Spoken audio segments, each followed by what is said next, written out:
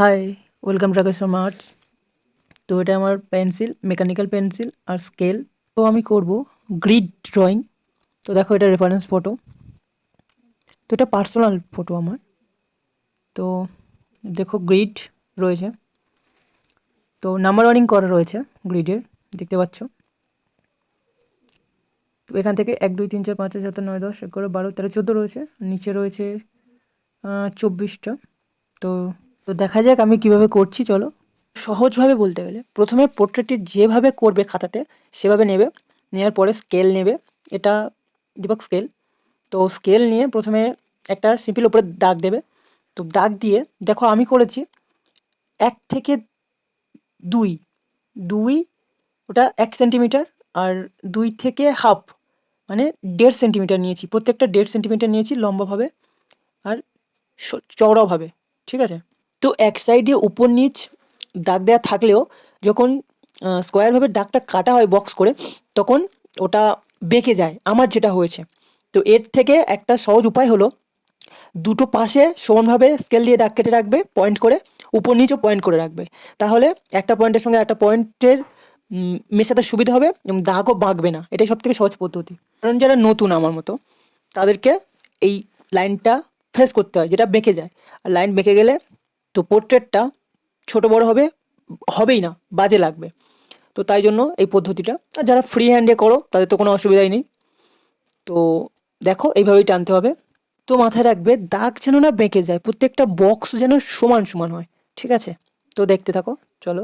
আর হ্যাঁ, যখন দাগটা দিতে যাবে গ্রিডের জন্য, তখন HB বা 2B ব্যবহার করবে, বেশি চাপ না দিয়ে হালকাভাবে লাইনগুলো টেনে রাখবে, ওকে। আচ্ছা, গ্রিড করার সময় যারা ফোনে গ্রিড ব্যবহার করতে না পারবে, তো তারা ওই ফটো অনুযায়ী বা খাতার পেজ অনুযায়ী রেফারেন্স ফটোটা যে পেজ থাকবে, জেরক্স পেজ, সেটার উপরেও গ্রিড টেনে নিয়ে করতে পারো, অসুবিধা নেই। তো তারপরে খাতাতে 1 2 3 4 উপরে, বা তারপরে নিচ থেকে 1 2 3 4 নিচে টানা হলো। তো এবার আসল কথাটা হচ্ছে, যখন প্রত্যেকটা করবে, ঠিক আছে, তো দেখবে খাতার সেন্টারে মানে মিডিল পোর্শনে যেন পোর্ট্রেট ড্রয়িংটা হয়। এবারে কেউ শুরু করলো, তো ধার দিয়ে, তখন দেখা যাচ্ছে যে পোর্ট্রেটটা এক সাইডে বেঁকে গেছে, এক সাইডে মানে ছোটো হয়েছে, এক সাইডে বড় হয়েছে। তার জন্য খাতার প্রথমে একটা দুটো ঘর ছেড়ে দিয়ে সেখান থেকে তারপর থেকেই করবে। তো প্রথমে আমার ওটা খেয়াল ছিল না, তো করতে করতেই তো শিখবো না। তো করার পরে দুটো ঘর বাদ দিয়ে তারপর থেকে ফের 1 2 করে নাম্বার ওয়ারিং করলাম। তারপর রেফারেন্স ফোন থেকে হোক বা যে জেরক্স পেজ সেখান থেকে হোক দেখে তারপর আস্তে আস্তে তুলতে থাকলাম, ছোটো ছোটো করে ঘর দেখে দেখে, যাতে না কোথাও কম বেশি হয়, ঠিক আছে। সাবধানে ধীরে ধীরে প্রথমে স্ট্রাকচারটা তুলবে ফেসের, বা যেখান থেকে শুরু করবে। তো ধীরে ধীরে চোখটাকে তুললাম, আস্তে আস্তে স্ট্রাকচারটাকে আস্তে আস্তে তুলছি। তো এটা আমাকে ধরে ধরে করতে হবে, যেহেতু এটা আমার একটা প্রিয় মানুষ। তো ভালোভাবে তুলতে হবে, আর এটাতে ওয়াটার কালার দিয়েই করব ফার্স্ট টাইম। তো খুবই এক্সাইটেড রয়েছি, কেমন হয় সেটাও জানি না। তো চলো, ইচ্ছা রয়েছে খুবই ভালো করে করার। তো এইভাবেই টানতে থাকি, আগে পুরো ফ্রেশ স্ট্রাকচারটা পুরো তুলি, ঠিক আছে। চলো দেখতে থাকো। তো আমি এই গ্রিডের আউটলাইনটা তোলার সময় মেকানিক্যাল পেন্সিল ব্যবহার করেছি 0.5, কারণ পেন্সিলটা একটু মোটা হয় না, তো প্রেসারটা বেশি পড়ে, তার জন্য এটা সরু, এটাই ব্যবহার করেছি। এটা কোনো ব্যাপার না, মেকানিক্যাল পেন্সিল ব্যবহার করতে পারো, এমনি পেন্সিলও ব্যবহার করতে পারো, গ্রাফাইট পেন্সিল, সবটাতে হবে। আমি করেছি একটু দাগ পড়ে পেন্সিলে, তো তো সব পেজ সমান না, তাই জন্য। তো আউটলাইন কমপ্লিট। তো এবারে ফার্স্ট কোট চাপালাম ওয়াটার কালারে। তো মাথা দিয়েছি একটু পিঙ্ক রেড ও ব্লু মিশিয়ে, মাথার চুলে দিয়েছি, মুখে দিয়েছি ইয়েলো কালার মানে ডিপ হলুদটা হালকাভাবে। তো এইভাবে টানতে থাকলাম। তো তারপর ধীরে ধীরে সবটাকে দেখে কানটাকে করলাম, ঠিক আছে। তো একই প্রসেস, প্রথমে ফার্স্ট কোট চাপানো হলো, তারপরে শুকিয়ে গেলে দ্বিতীয় স্টেপ। এইভাবেই তুলি দিয়ে টানতে থাকবে। জল বেশি ব্যবহার করবে না, জল হালকা নেবে, রং ব্যবহার করবে, নাহলে পেজটি খারাপ হয়ে যেতে পারে। তো এরপরে জামাতে যে কোনো কালার করতে পারো ইচ্ছা মতো। তো আমি প্রথম হলুদ চাপিয়েছি, হলুদের উপর একটু ডিপ চাপিয়েছি, ডিপ হলুদ, খয়েরি দিয়েছি, লাল দিয়েছি, মিক্সিং কালার করেছি জামাটাকে, মনের মতো করতে পারো, ওকে, এটার কোনো ব্যাপার না। এইভাবে ধীরে ধীরে পুরো জামাটাকে ধরে ধরে টানবে, ঠিক আছে। তারপরে ওর উপরে রেফারেন্সের ফটো অনুযায়ী বা তোমার ইচ্ছা মতো কালার অনুযায়ী যেরকমই জামার কালার থাকে সেরকমই করবে। একটু শ্যাডো দেবে, কোথাও লাইট রয়েছে, কোথাও ডিপ রয়েছে, জামার কলার রয়েছে, কলারের শ্যাডো রয়েছে, কলারে একটু অন্য কালার হয়। তো আমি এইভাবেই ধীরে ধীরে করলাম। তো এই যে মানুষটিকে দেখতে পাচ্ছ, যেটা তৈরি করছি আমি, তো ইনি আজ আমাদের মধ্যে নেই। তো তিনি চলে গেছেন আমাদেরকে ছেড়ে। 28শে নভেম্বর তিনি আমাদের ছেড়ে চলে গেছেন। তো তার স্মৃতির উদ্দেশ্যে আমি এটা বানাচ্ছি, বানিয়ে রাখবো, তাকে স্মৃতি হিসাবে রাখার জন্য। আমার কাজের মধ্যে দিয়েই তাকে অমর করে রাখবো। একজন শিল্পী হিসাবে এটা আমার কর্তব্য, তাকে রাখার। আমার প্রতিভার মধ্যে দিয়েই তাকে ফুটিয়ে তুলতে চাই আমি। জানি না কত দূর পর্যন্ত আমি তাকে বানাতে পারবো, তবে আমি চেষ্টা করব খুবই। এটা তো আমি জানি যে আমাকে এটার উপর এফর্টস দিতে হবে, খুবই ভালোভাবে বানাতে হবে। তো চলো, তারপরে গলার কাছে শ্যাডো থাকে, লাইটও থাকে, আলো ছায়ার একটা ভাব থাকে, ঠিক আছে। তো কলারটা করে নেওয়ার পরে গলার ওখানে প্রথমে ইয়োলা কাটটা দিয়ে একবার টেনে নিয়েছি, ফার্স্ট স্টেপ। দ্বিতীয় স্টেপে হালকা খয়েরি দিয়ে যেখানে শ্যাডো রয়েছে, গলার এখানটায় দাড়ি রয়েছে, দাড়ির ওখানটায় শ্যাডো পড়ে, সেটা করব। তারপর ব্যাকগ্রাউন্ডে অভয়েড কালার মেশাতে হবে, ঠিক আছে। সব রকম কালার দিতে পারো, যেটাও ইচ্ছা তুমি দিতে পারো। হলুদ দিতে পারো, বেগুনি দিতে পারো, লাল দিতে পারো, অরেঞ্জ দিতে পারো, সবুজ দিতে পারো, ঠিক আছে। অভয়েডভাবে দেবে, প্রত্যেকটা কালারের মাঝে একটু ফাঁকা রাখবে, সেটাকে জল দিয়ে মিশিয়ে দেবে যাতে না কোনো জায়গায় ডিপভাবে পড়ে, ঠিক আছে। প্রথমে হালকা লাগবে, কিন্তু শুকিয়ে গেলে ওটা অভয়েডটা দারুণ লাগবে ব্যাকগ্রাউন্ডে, ঠিক আছে। তো এইভাবেই করবে। তো আমি এইভাবেই করলাম। মাথা সাইডটা, পাশে কানের সাইডটা, যেখানে যেখানে ফাঁকা রয়েছে একটু সেই সাইডগুলো গ্যাপটা পূরণ করলাম, ঠিক আছে। তো তারপরে চোখের একটু জ্যোতিভাবটা থাকে না, তো ডিরেক্টলি কালো দেওয়া উচিত না, ঠিক আছে। তো তার জন্য একটু নীল দিয়ে দিলাম প্রথমে, যেখানটায় মানিক রয়েছে, তো সেখানটায় একটু ফাঁকা রাখলাম। তো এবারে চোখের সাইডে ডার্ক সার্কেল থাকে একটু বয়স্ক মানুষের, সেখানে ইয়েলো কালার দিয়ে ডার্ক সার্কেলটা চোখের উপরটা, চোখের পাথরটা, চোখের উপরটা টানলাম, ঠিক আছে। তারপরে খয়েরি কালারটা দিয়ে সেগুলোকে ডার্ক করতে হবে, ঠিক আছে। তো প্রথমে এইভাবেই টানলাম দুটো চোখ ধীরে ধীরে। চোখের নিচ দিয়ে নাক রয়েছে, নাকের দুই সাইডে হবে। নাকের পরে মুখের উপরের যে ভাঁজটা থাকে, বয়সের একটা দাগ, ঠিক আছে।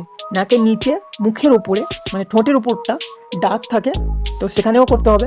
এইভাবেই পুরোটাকে টানতে হবে, ঠিক আছে। তারপরে যে খয়েরি কালারটা দিয়ে সেই হলুদের উপরে দিতে হবে ডিপভাবে, হালকাভাবে পুরোটা মেশাতে হবে সমানভাবে, ঠিক আছে।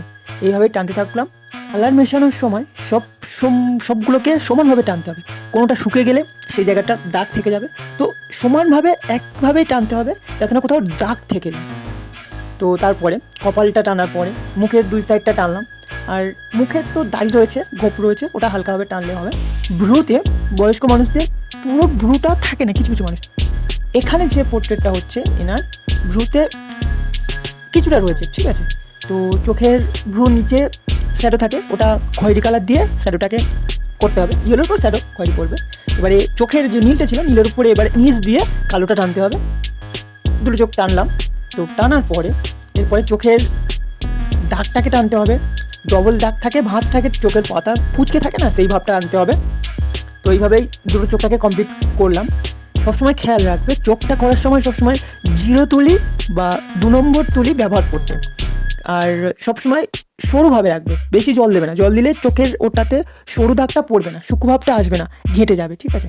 জল অল্প দেবে, শুধু রং হালকাভাবে নিয়ে সুচারুভাবে নিয়ে সেটা ধীরে সুস্থে টানতে থাকবে, ঠিক আছে। এরপরে ওই 2 বা 0 তুলি নিয়ে মাথার চুল যেহেতু কম রয়েছে, ঠিক আছে, তো এর উপরে নীল, লাল, সবুজ দিতে পারো বা এমনি খয়েরি নীল এটা মিশিয়ে হালকা হালকা কালো কালার আসবে। ডিরেক্টলি কালো ব্যবহার করা উচিত না আঁকার ক্ষেত্রে। তো এইভাবে পুরোটাকে দ্বিতীয় স্টেপে কভার করলাম মাথার চুলটাকে। তো এইভাবে টানলাম পুরো জায়গাটা, ধীরে ধীরে টানতে হবে যেহেতু মুখের ভিতরে না চলে আসে, সেটা খেয়াল রাখতে হবে। প্রথমে হালকাভাবে টেনে নিয়ে তারপরে রঙটি পিছনের দিকটা, মাথার পিছন দিকটা একটু ডিপভাবে টেনে নিলাম। তো ধীরে ধীরে এইভাবে টানার পরে এবারে মুখের দাড়িতে ওই একই রঙ, লাল, নীল আর একটু কালো মিশিয়ে, ঠিক আছে, আর একটু খয়েরি কালার মিশিয়ে দাড়িতে হালকাভাবে টেনে নিলাম। কারণ হালকা করলে পরে ডিপ করা যায়, কিন্তু ডিপ হয়ে গেলে হালকা হতে সময় লাগে, অনেক কষ্ট করে কোনো রঙ হয় বা কোনো ক্ষেত্রে হয় না, ওটা না করাই উচিত। তো এইভাবে মুখের দাড়িটাকে প্রথমে নিয়ে আসলাম, গোপটাকেও সেম একইভাবে হালকাভাবে নিয়ে আসলাম।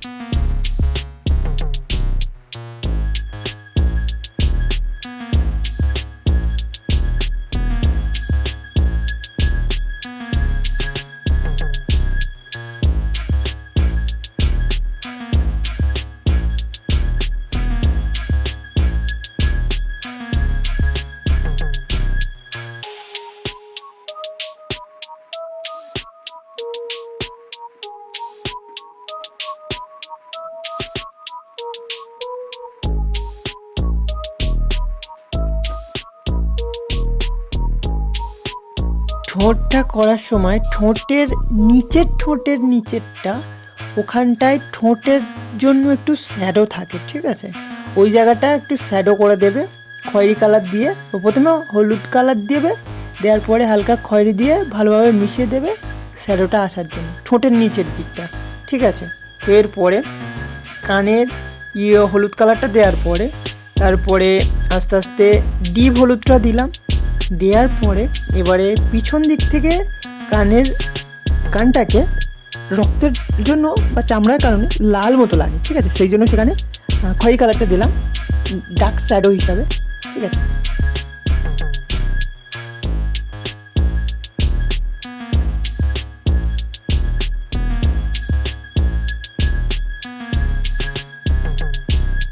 ঠোঁট করার সময় মনে রাখবে উপরের ঠোঁটটার তুলনায় নিচের ঠোঁটটা হয় ডিপ হবে, আর না হলে উপরের ঠোঁটটা ডিপ হবে, নিচেরটা হালকা হবে। যে কোনো একটা হালকা হবে, একটা ডিপ হবে, ঠিক আছে? তো সেইভাবেই টানলাম, ঠিক আছে? যেহেতু ছবির রেফারেন্স ফটো অনুযায়ী উপরের ঠোঁটটা একটু ডিপ ছিল, নিচেরটা একটু হালকা ছিল, ঠিক আছে? তো নাকের দুই সাইডে চোখের পাশে উপরে ভাঁজটা টানলাম। গলার যে দাড়ি ছিল, দাড়ির ওখানে যেহেতু শ্যাডো পরে কালোই লাগবে, হালকা দাড়ি ছিল, তো গলার ভাঁজের ওখানটা শ্যাডো দিলাম, হাত দিয়ে সেটা মিক্সড করে দিলাম, ভাঁজটা টানলাম। তো এখানে ধীরে ধীরে করতে হবে, ঠিক আছে? তো হালকাভাবে টেনে সেটা হাত দিয়ে আমি মিশিয়ে দিয়েছি, ঠিক আছে? তুলে দিয়েও মিশিয়ে দিতে পারো, হালকাভাবে টেনে এটা একটু মিক্সড হয়ে যায়, ঠিক আছে? দূর থেকে মনে হয় এটা দাড়ির শ্যাডো, ঠিক আছে? তো নাকের সাইডটা করে দিলাম শ্যাডো একটু খয়েরি কালার দিয়ে। তো ফাইনালি দেখো এটাই এসছে। তো অবশ্যই কমেন্টে জানিও কেমন হয়েছে। তো ফাইনালি দেখো এটাই এসছে। তো আমি হয়তো থাকবো না, কিন্তু আমার এই কাজটি থেকে যাবে, আমি স্মৃতি হিসাবে রেখে দিলাম। তো তারপরে ফ্রেমটাকে বাঁধাতে হবে না, তো ফ্রেম নিয়ে এসে ভালো করে মুছলাম, কারণ ফ্রেমে পরিষ্কার না করা থাকলে ওটা পরে দাগ লাগবে, পরিষ্কার নাও লাগতে পারে, ঠিক আছে? তো এইভাবে ছবিটা দিয়ে পরিষ্কার করে পিনটি লাগালাম। পিনটি লাগিয়ে খেয়াল রাখবে যেন কাঁচটি না ভেঙে যায়, ঠিক আছে? ওটাই খেয়াল রাখতে হবে, কারণ কাজটি করার পর যদি কাজটি ভেঙে যায় তো কেমন লাগবে বলো? সাবধানে পিনগুলো আটকাবে, বেশি চাপাচাপি করবে না, ওকে? তো ফাইনালি এমন এসছে, অনেক পরিশ্রমের পর কাজটি পুরোপুরি কমপ্লিট হয়েছে। তো অবশ্যই কেমন হয়েছে কমেন্টে জানিও। তো স্মৃতি হিসাবে রেখে দিলাম। তো তোমরা দেখো, তুমি যেখানেই থেকো ভালো থেকো। তো চলো, বাই।